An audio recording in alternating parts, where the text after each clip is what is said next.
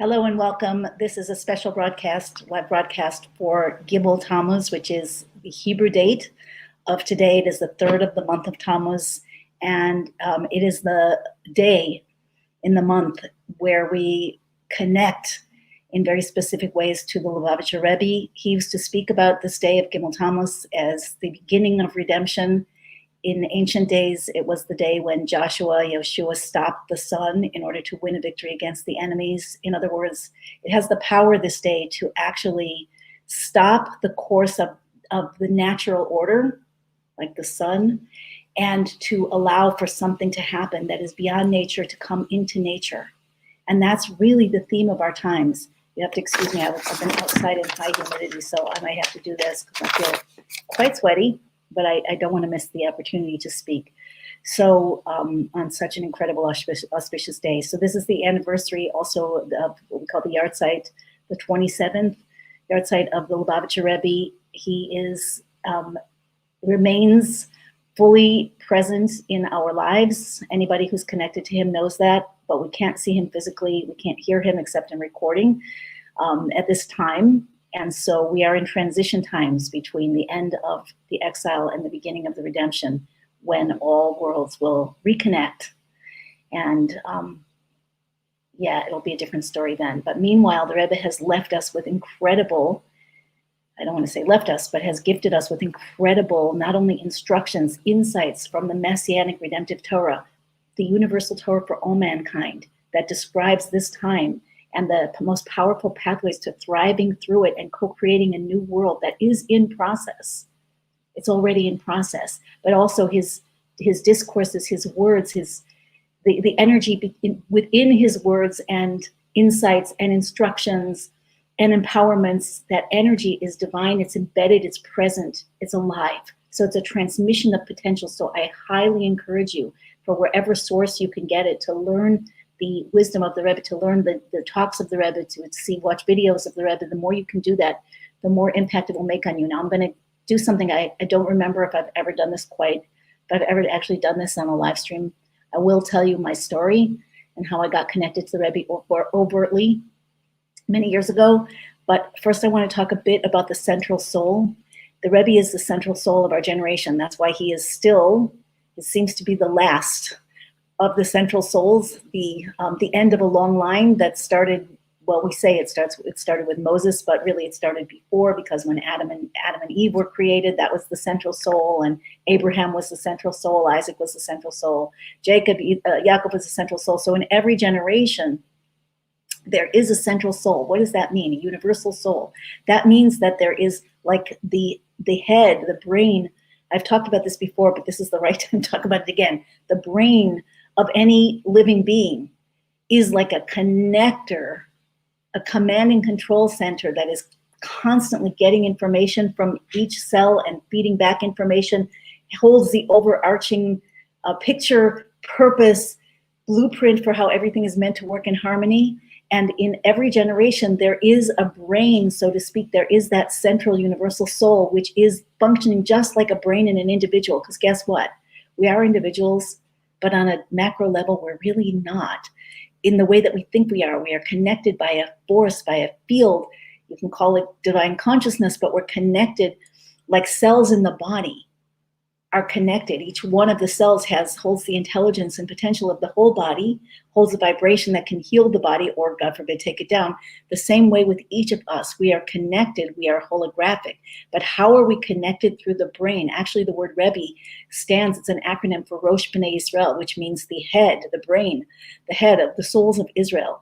And the souls of Israel, by extension, to all souls of all humanity. That's the universal soul. And we're taught in the mystical texts that the universal soul doesn't only hold our picture spiritually, but sees the physical beyond time and space, into time and space, the physical process that will lead to the transformation of mankind and the promised world of heaven on earth, which is called Geula, which is called redemption, which is called the Messianic reality. That's the whole Torah, the whole world, the whole of creation, not just the world, but the universe, the multiverse. It was created on behalf of these times and their culmination, which we must lean into now, and we can do it with the power of the central soul. That central soul, that universal soul, isn't just external to you. It's at the core of your own soul. As I said, we're holographic, like the brain has an reflection or an essential manifestation inside every cell. And likewise, every cell is reflected within the brain and held within the brain. It's that kind of dual, bidirectional or holographic reality.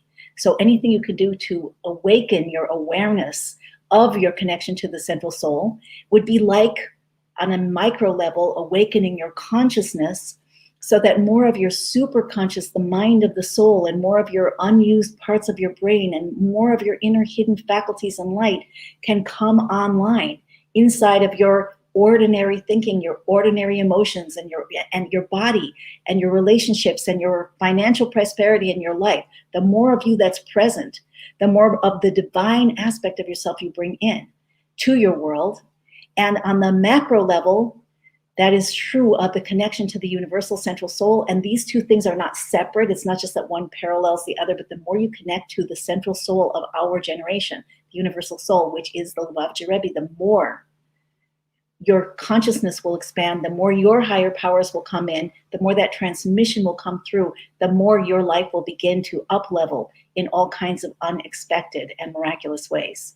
Maybe some of them will be expected too. It doesn't only have to be unexpected, but it's way beyond anything that we could conceptualize with our human brains. And yet our brains, our minds are meant to expand, expand, expand until we can hold more and more of absolute truth. So I want to tell you my story. I asked myself before I came on this live, what can I say that I haven't said? And if I have told you this story, if you've read it, then, you don't have to stay on.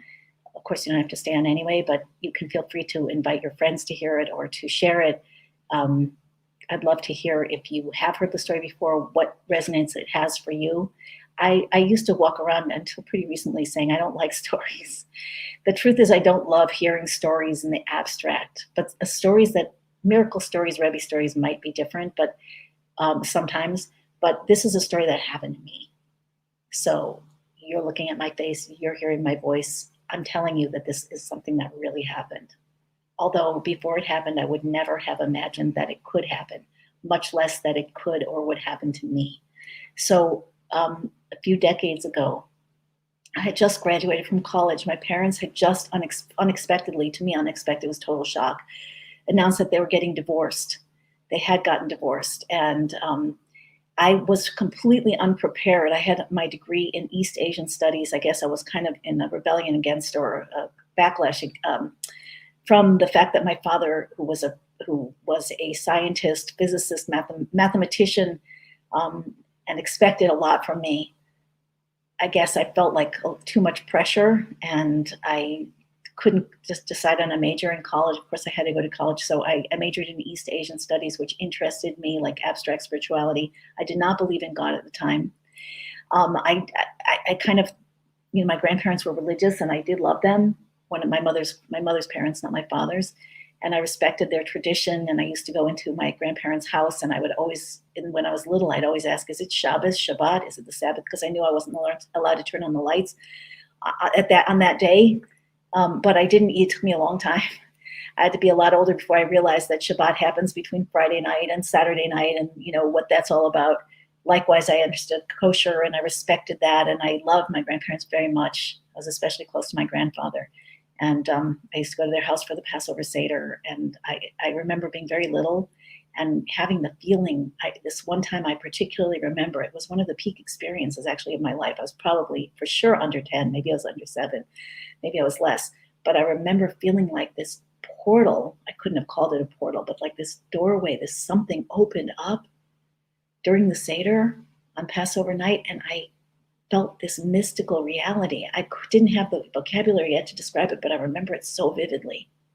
And it wasn't my everyday reality. But it didn't, it wasn't something, it wasn't my everyday reality before. It wasn't my everyday reality afterwards. I, had a normal college experience. And when I graduated, and my parents just at that point announced that they were suddenly getting divorced, my world kind of imploded. And it just happened at the time that my brother, who had become observant, which again our family was completely non-observant except for my mother's parents. But and as I said, I love them very much, but I knew that that was something that Jewish grandparents sometimes were, Jewish grandparents, Jewish previous generations. I did not know that it was something that anyone from a secular lifestyle ever took on. I really didn't. I was the only Jew in my high school, in Mounds View High School in St. Paul, Minnesota. I was the only Jew out of 2,500 kids. Literally, there was one girl whose father was Jewish. And it didn't, it meant nothing to me that was the case. That was my normal life. So the idea of somebody becoming observant as a Jew when they weren't brought up that way, i.e. my younger brother, it was shocking to me. I didn't have space for it in my brain. I didn't understand it. So when that happened, eventually, that was around the time that my parents got divorced and I graduated from college, and my brother took me, he encouraged me to go. We went on a bike ride together, and he stopped in the building where the Lubavitcher representative of the Lubavitcher Rebbe, in the head emissary in the Twin Cities, Minnesota, where he was. And I didn't even want to go inside because I thought those people were like repressed and, off somehow. And in any case, what happened was, and I'm not going to tell the whole story here because I don't want to take too much time, but there were several young women in the main room, and I was standing outside, and one of them saw me and recognized me from camp where we'd been to in Pennsylvania a few years before, and she invited me to come in. So I did walk in. Long story short, I ended up joining the women's program for that summer. The honest truth is I joined it mostly because I didn't know what else to do with myself. My whole life, as I said, was imploding. So I participated in this program. And I remember at one time I asked one of the main teachers, the rabbi there, I raised my hand and I said, does everybody here believe in God? Like, could that actually be? And he said, I don't know, ask them. So I turned around and I said, do you believe in God? And everyone in the room raised their hand. I was the only one who did not. It wasn't that, at that point, it wasn't like, I wasn't an atheist per se. I was heavily agnostic. I was into mysticism, so I felt like there was some kind of, underlying, I don't know, energy. I don't know if I would have called it consciousness, but that there was something like some flow to the universe. I was open to that. But the idea that there would actually be a creator who's running things, who can stop the madness or, bring a world of good, and especially that seemed too good to be true. And especially if you add to it the idea that, as is taught in the mystical texts, that creator has a special mission for each of us and loves us individually and cares about us individually. Like the idea that there would be a creator that was really in charge and was good was quite beyond my worldview at the time, and that he would care about me. And that was way more beyond. And I just want to say, I guess I should say this more because it came up a little bit in the 5-part training, that 5-day training that I just did. I just finished on Thursday. When I say he, we refer to God as he often, because God, the primary relationship that we have with God, or that we seek, is God is the giver, we're the receiver. But of course, God is not a male, and God is not a female, and God contains male and female and who knows what else. So I just want to make sure that if that disturbs anyone, you can leave me a comment. It's not meant in a patriarchal way in any way at all. I want you to know that I was a big skeptic, although I did very much want to believe that there was an order to the universe. There was a big barrier in my mind to that. So I did feel very connected to the Rebbe for reasons that I did not understand at the time at all. At one point, one of the Rebbe's secretaries, the rabbis who received letters for the Rebbe and were like serving the Rebbe and taking care, acting as deputies, I guess you could say.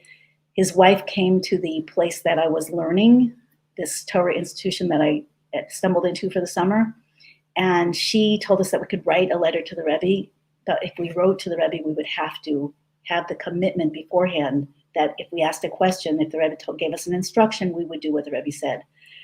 That was scary to me. For some reason, I felt that the Rebbe was real. I don't know other ways to explain it. When I was in college, I studied karate. I never was very skilled, but I think I've mentioned this before. I had a teacher who recently passed away, Sensei Fusaro, who had learned in Okinawa, where he was stationed, from the heads of the Japan Karate Association. And they used to come to our dojo, 9th degree, 10th degree black belts, and they were pretty amazing. And one time I went on a retreat with one of them, with a group, and he was telling us about how, masters, karate masters have extrasensory perception. They can sense an attack behind them. They can use their mind to overcome the enemy. So I had this concept and this respect for the idea of a master, and somehow I felt in my being that the Rebbe was the master of masters. And I didn't really understand why. It just was a feeling that I had, and it was strong. So I made up my mind that yes, if that's the way, if that's the rule to write to the Rebbe, I'll have to agree to do what he says. I thought about it seriously, and I thought, okay, I'd heard these stories where the Rebbe told, where the Rebbe told people to put up a mezuzah. Now that I'm telling the story, I feel like I might have once told it before. Anyway, so put up mezuzah on their door to start, even take on eating kosher. In some cases, like that people wanted blessings to break through some long-standing issue or whatever, and the Rebbe would give them a spiritual solution or a spiritual vessel through which the blessing would come down.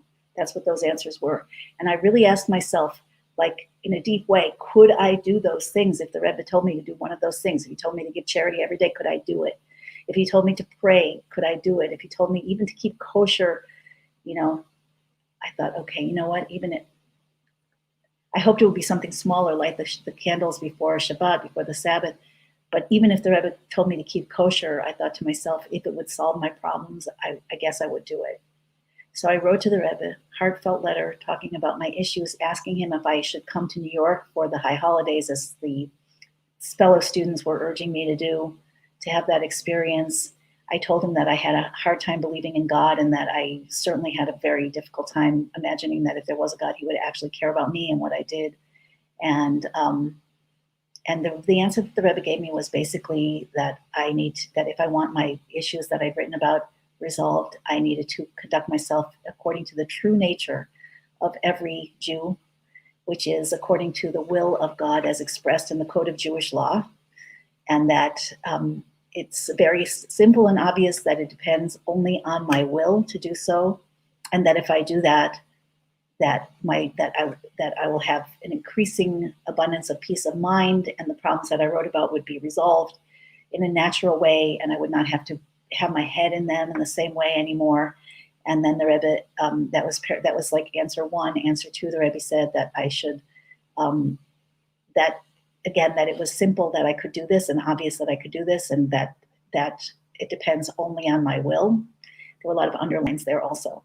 And then the Rebbe told me that in regard to going to New York for the high holidays to meet the Rebbe, no, I should stay where I am and get involved in spreading the Torah during the holidays. And here, just keep in mind, I'd written to him that I wasn't heavily agnostic, didn't know if I believed in God, had a hard time believing in God, and certainly that God didn't care about me. So it was a big leap. There was like this giant gap between, and I had made up my mind. And the thing that I didn't question until many years later was, why did I listen? Like, it never seemed like an option, never occurred to me once I said that I would listen, that I wouldn't listen.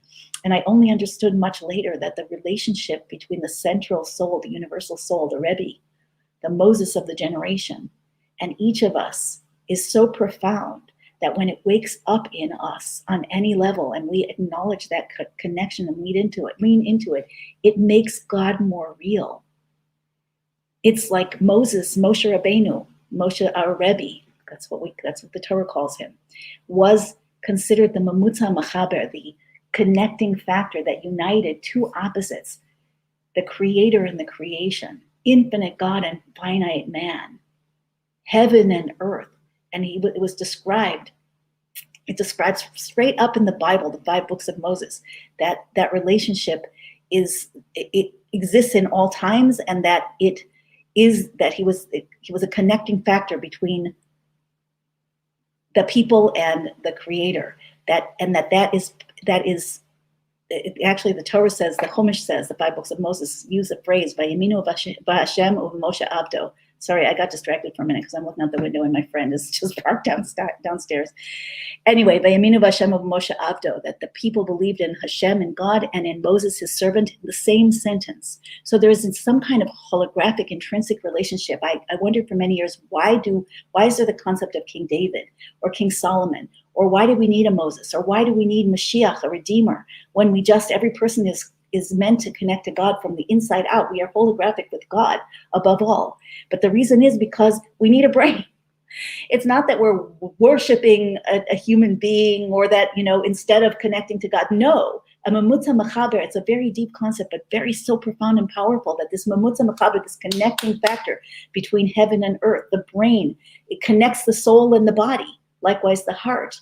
A Rebbe, the Rosh B'nai Yisrael, connects the source of souls with the bodies of humans, connects God's instructions with the human beings that will receive those instructions, connects total divine consciousness with human consciousness, because Moses, as it says in the Torah, was Ish HaElokim, he was the top part of him, the higher faculties were completely open to the flow of God, and the lower faculties were pretty holy too, but we're physical, we're in the physical world.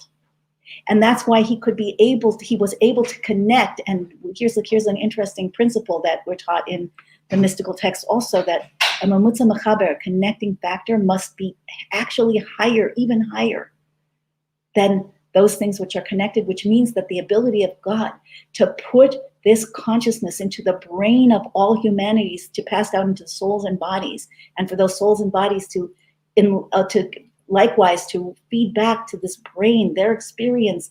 It's an organism. I've said it before, we're a superstructure, we're a holy organism. And we're connected not only holographically by the fact that we each reflect each other, which we do, and the fact that we connect to each other, which we do, and the fact that God is in all of us and we are all in God, which is true. But there is a universal soul, a brain, a central soul that is receiving from above and bringing that information to us below, and that transmission and the blessings and everything that we could possibly imagine in a way that is completely aligned with the needs of our souls of that generation. So our generation, how does Torah define a generation? In this context, defines a generation as the central soul of the time. So when a central soul has been passed on to another central soul or another central soul, as has happened throughout almost every generation. So the mission or the generation of the previous central soul is over. It influenced this one, it's revered, but it's over, and now the new central soul is passed down to the new central soul. The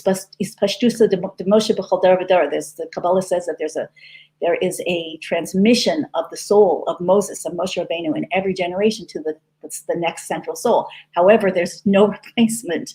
This is the final central soul. And when the Rebbe took the leadership of Chabad and the mission from his father-in-law with great mourning, and after a year of being begged and pleaded with and pushing it away with all his might, he finally accepted with great sadness. He didn't want the role. He wanted, it to already the Messianic era, Mashiach to be his father-in-law, the previous Rebbe, and he was a chassid of the Rebbe, and to have Mashiach already. But in any case, when he accepted it finally, he said that this is the last generation of exile, the first of redemption, basically, that it is up to us, this generation, to finish the job, and that he would be here to help, but not to do it for us. And that applies to every one of us. So finishing the story. So I left this program, and I got this, I had gotten this answer, but it seemed so difficult for me to do it with, the life that I was living. I had no Jewish friends. I lived far away from any Orthodox synagogue or any classes I could attend.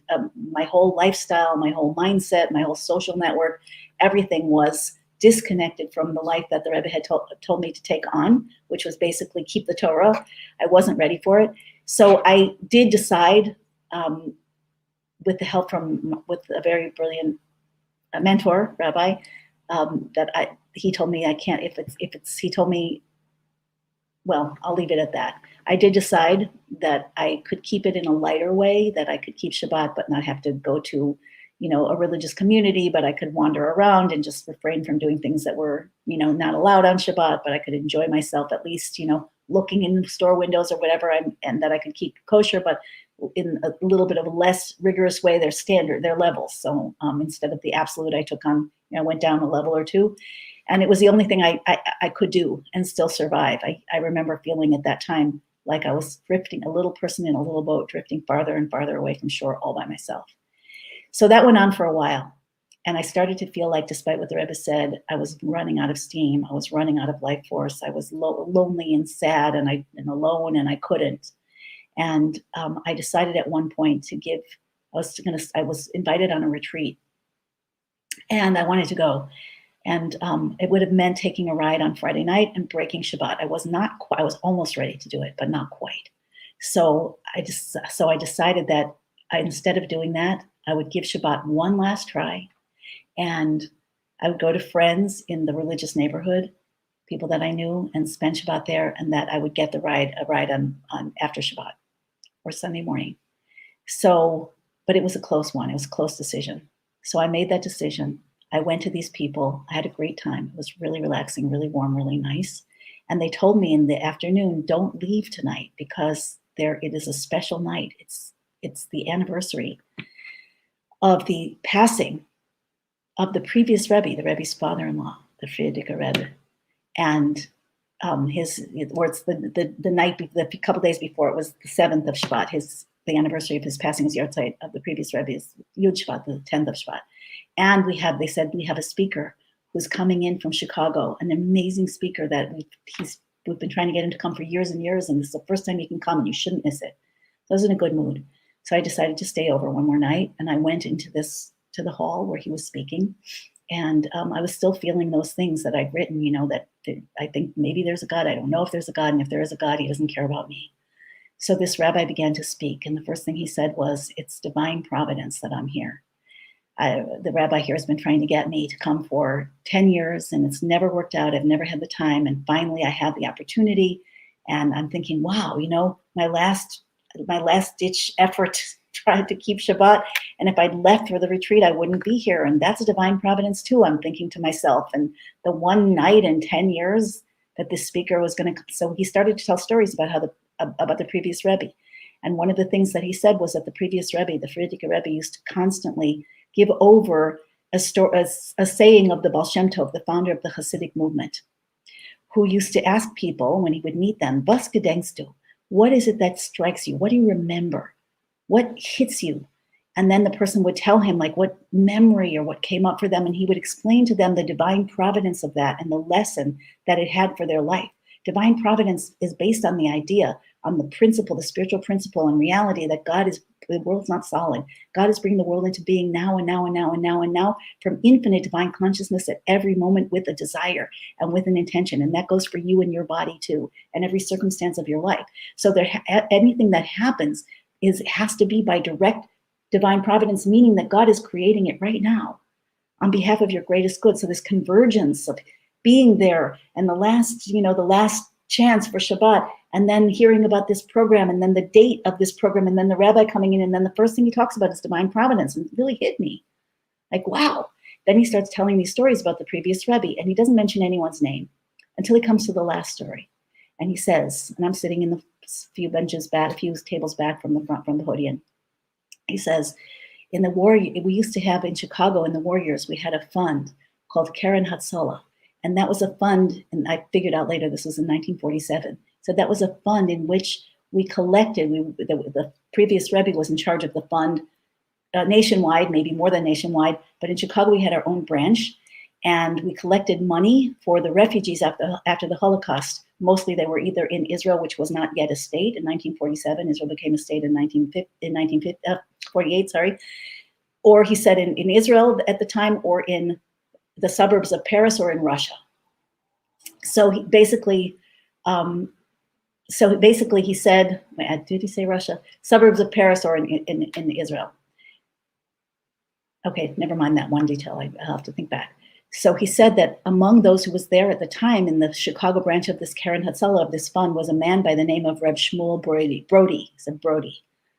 And I had an instant flashback. Shmuel Brody, I remember being in my grandfather's house, and these elderly men with beards, occasionally would come in and say, Mr. Brody, or Rabbi Brody, or Reb Brody. I'm like, wow, that sounds like what people just call my grandfather. Then he said he was the president of the Karen Hatzalah of this fund, and he was also the president of Best Kosher Sausage Company. And at that point, I started to cry because that was my grandfather's business. He ran a kosher meat distributor, packing company, and he used to take me there. And I knew that this divine providence was getting pretty intense. And at that point, I also knew that I was the only one, with one exception. There was one man in the back of the room who had at one point apparently worked for my grandfather in the Best Kosher Sausage Company, but I didn't know that at the time. So I knew that nobody else in the room knew what he was talking about, and it was just for me.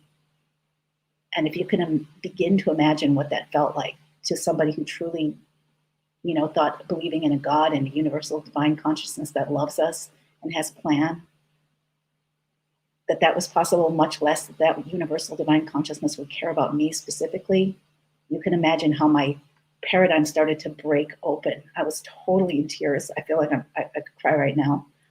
And then he said, Reb Brody, I called him.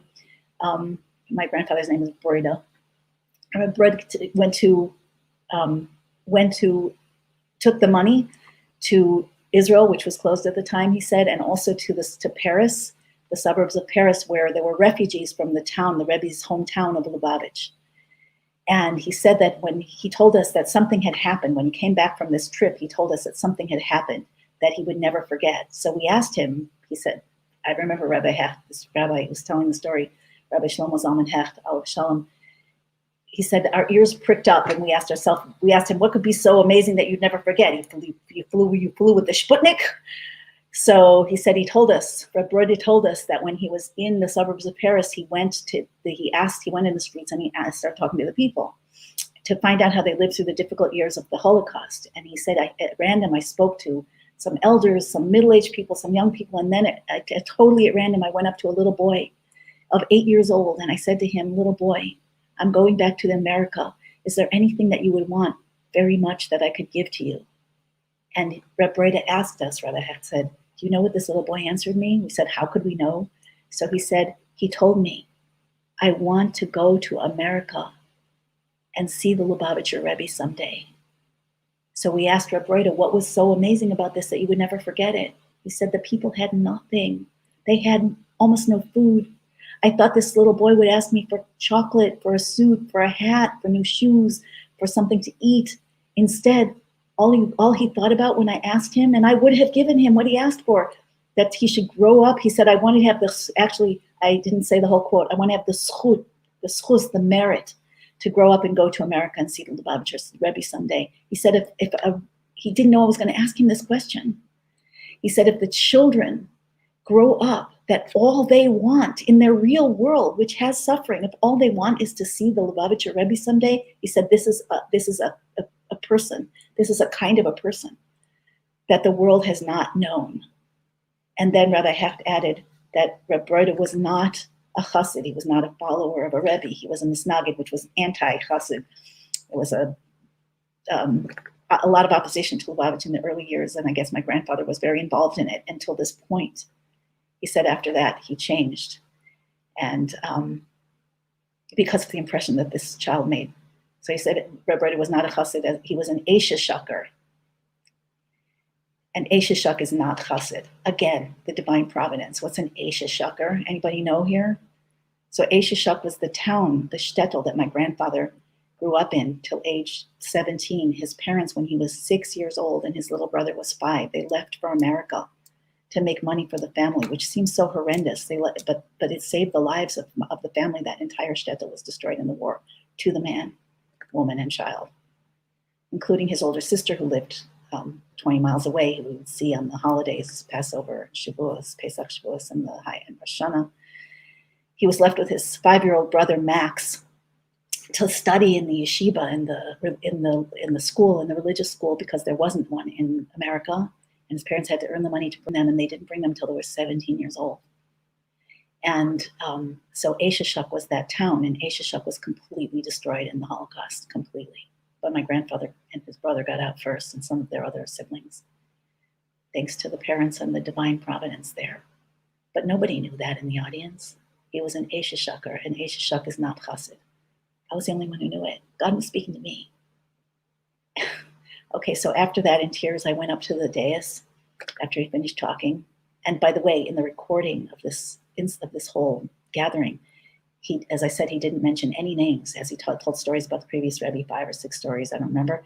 But my grandfather's name he mentioned at least 7 times, not knowing why.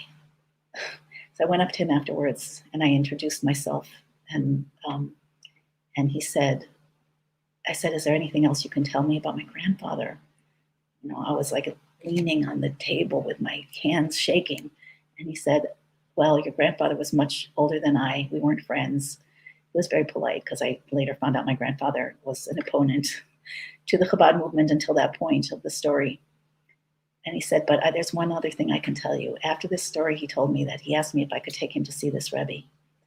And it was very difficult to get in to see the previous Rebbe because he had been tortured by the Russians for spreading Judaism and Torah.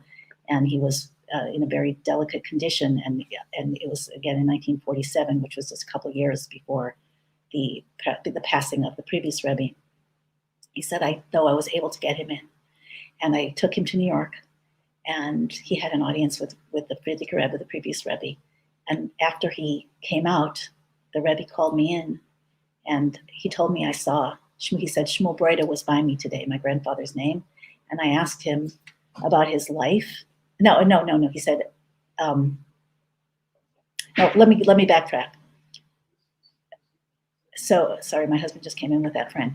I'll be done in a minute. So he said, I asked your grandfather how it was, what happened, and he said it was the most incredible experience of my life. He said after that, the Rebbe called me in, the previous Rebbe, and he said, Shmuel Breda was by me today, and I asked him about his business and his work with Judaism and Torah. He was, very prominent in the Torah community, though not at the time Chabad at all, in Chicago. And he told me, and then I asked him, excuse my Yiddish, was tun eure Kinder? What are your children doing? So my mother was, I'm going to finish in a sec, my mother was the youngest of 6. And every one of those 6, remember my grandparents, my great-grandparents, my grandfather's parents had incredible self-sacrifice and also their children in order to keep the tradition of learning Torah, which could not be done in America, leaving their little babies there till they could be inundated and saturated with Torah. And because in America, there was still an assumption that Torah would be absorbed by the children of that generation, which was not necessarily a true assumption. They didn't know how to adapt to the new environment. And long story short, every one of my grandparents' 6 children, ending with my mother, all had left Judaism, left Torah observance, and it was heartbreaking for my grandfather. So the previous Rebbe go back to the end of the story. Previous Rebbe said to Rabbi Hecht, I asked Shmuel Breda about his children, and he burst into tears. And then he told Rabbi Hecht, and Rabbi Hecht is telling me this, I promised him that he would have nachas from his einaklach. He would have spiritual gratification, Jewish gratification, Torah gratification from his grandchildren. And I was standing there, the grandchild, with this intense divine providence, with a message delivered to me by this rabbi who didn't know I was in the room. He had heard the story from the previous Rebbe. I don't know if he ever told it to anyone until that time. And yet the message of the Rebbe was delivered. When did this story happen? 1947. My parents weren't even married yet. And yet it was reserved for my soul, my souls of my 2 brothers, and now I have a cousin, his children, who are also, came back, also from my grandfather's descendants. And I had the privilege of knowing this story, knowing that the power of prophecy of a Rebbe, of a central soul, knowing that a Rebbe can plant a message, and it will be delivered when it's meant to, when every single player is there and the moment is right. At that last moment when I was going to give up Shabbat, that God directs the footsteps of man, but he does it often in connection with the brain, Rosh B'nai Yisrael, the brain of the superorganism of humanity. And I want to encourage you on this holy day again to connect to the central universal soul. You are already connected.